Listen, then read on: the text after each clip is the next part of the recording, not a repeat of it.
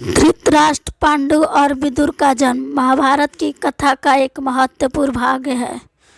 उनका जन्म महर्षि वेदव्यास के वरदान और सत्यवती की विशेष भूमिका से हुआ। पृष्ठभूमि: सत्यवती, जो एक मछुआरे की पुत्री थी, राजा शांतनु से विवाह करती है। उनके दो पुत्र होते हैं, चित्रांगद और विचित्रवीर्य। चित्रांगद युद्ध में मारे जाते हैं और विचित्रवीर्य राजा बनते हैं, लेकिन विचित्रवीर्य की असमय मृत्यु हो जाती है और उनकी कोई संतान नहीं होती। वंश की रक्षा और हस्तिनापुर के उत्तराधिकारी के लिए सत्यवती अपनी पहली संतान महर्षि वेदव्यास, जो पराशर ऋषि से उनके विवाह से जन्मे थे, को बुलाती है। सत्यवती वेदव्यास से निवेदन करती है कि वे अपनी विशेष योग्यता से विचित्रवीर्य की पत्नियों से संतान उत्पन्न करें। पुत्रों का जन्म: महर्षि वेदव्यास ने विचित्रवीर्य की दोनों रानियों से और एक दासी के माध्यम से संतान उत्पन्न की। धृतराष्ट्र: विचित्रवीर्य की बड़ी रानी अंबिका से।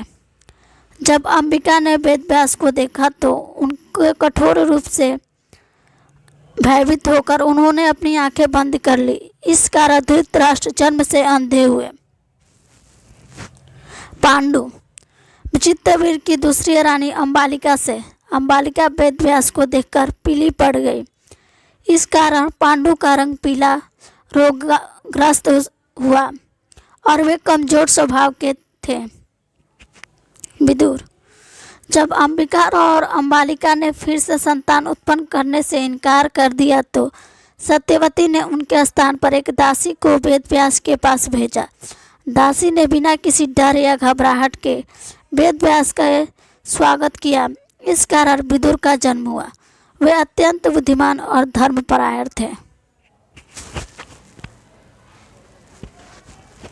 विशेष तथ्य: धृतराष्ट्र को उनकी अंधता के कारण राजा नहीं बनाया गया।